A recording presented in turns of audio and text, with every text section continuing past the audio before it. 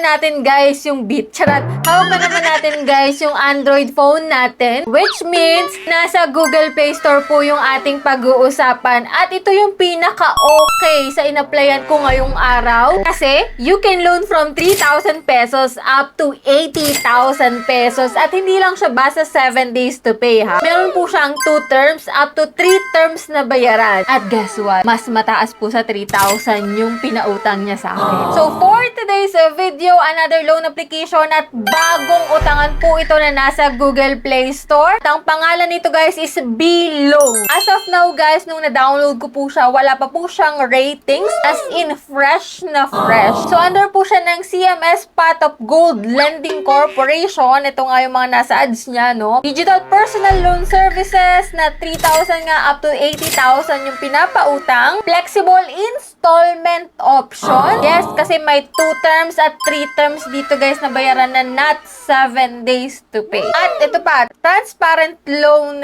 details. So yan nga guys, tinry ko muna itong loan application na to bago ko siya i-share sa inyo para at least malaman nyo kung worth it siya paglaanan ng oras at kung gusto nyo rin siyang itry. And dito guys, sa mga hindi pa dyan nakasubscribe at gusto mo na mga ganitong video, click mo na po yung subscribe button. Turn on the notification bell and be updated lagi sa aking mga latest upload. And every week nga po, kumukuha po ako ng 5 lucky winner. Kaya stay connected, stay active lang. And ito na nga guys, si B-Loan. Bagong loan app. No need na ng payslip, basta may 1 valid ID ka lang, makakautang ka dito guys. And ito nga guys, pagka-install po sa kanyang application, syempre meron ditong permission and data access. Agree mo lang po yan. And yan nga, maximum loan amount is 3,000 to 80,000, 120 to 365 days daw, and 24% ang kanyang maximum APR. So, let's see guys, click natin yung apply now. And kung gusto mong itry ito, syempre maglalagin ka using your active mobile number. And then, mag-fill up ka po ng mga basic information mo dito. Hindi ka na magpapasa ng ibang documents. 1 valid ID lang,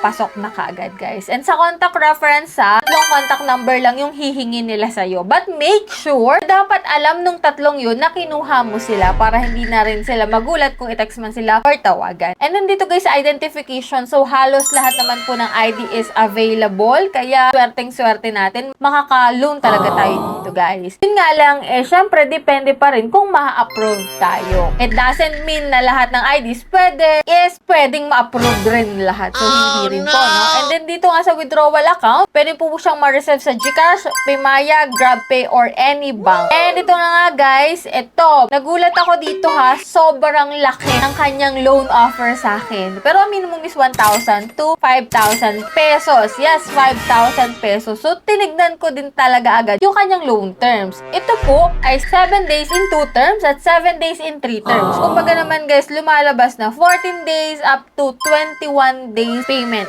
siya. And ito guys, sa 2 terms, mahahati po sa dalawang bayaran yung 5,000 pesos.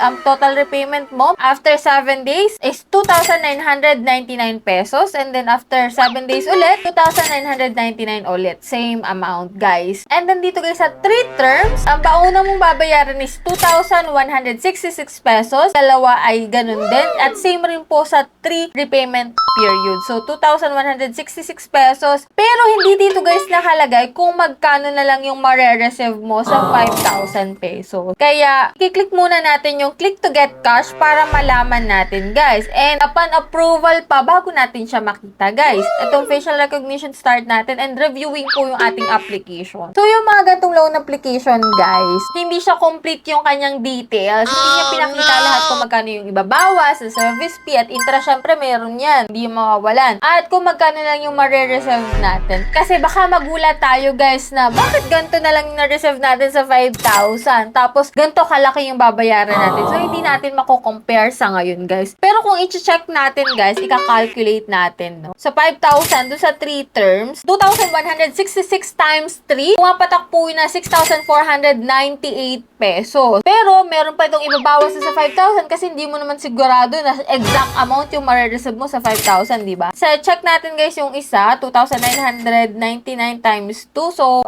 nasa 5,998 pesos po within 14 days ang magiging total repayment niya. So, dito guys, waiting pa po tayo ng approval sa aking application. Kung i-check ko kasi kanina pa ako nag-apply, ayan, hindi kita guys. Failed review tayo guys sa 5,000 pesos. Hindi po tayo na-approve. Pero kung gusto nyo siyang itry, why not? At i-share nyo po dyan sa comment section if ever na ma-approve kayo. Kasi ako guys, hindi po ako na-approve. Pero at least nasilip natin kahit papano kung magkano yung total repayment natin sa 5,000 pesos. Yun nga lang, hindi natin nakita kung magkano yung marireserve na lang natin. Kasi for sure, meron niyang service fee at meron niyang interest na ibabawas sa 5,000 pesos. So, let's see next time, no? Kung ma-approve tayo dito o hindi. Pero kung gusto nyong itry siya, why not? At i-share nyo yung experience nyo dyan sa comment section para madagdagan itong info natin for today's video. And that's it. Yan lang po yung vlog natin for today. So, for those na hindi pa dyan nakasubscribe, just click the subscribe button, turn on the notification bell, and be updated sa aking mga latest upload. Bye-bye na muna for now, guys. See you on my next vlog.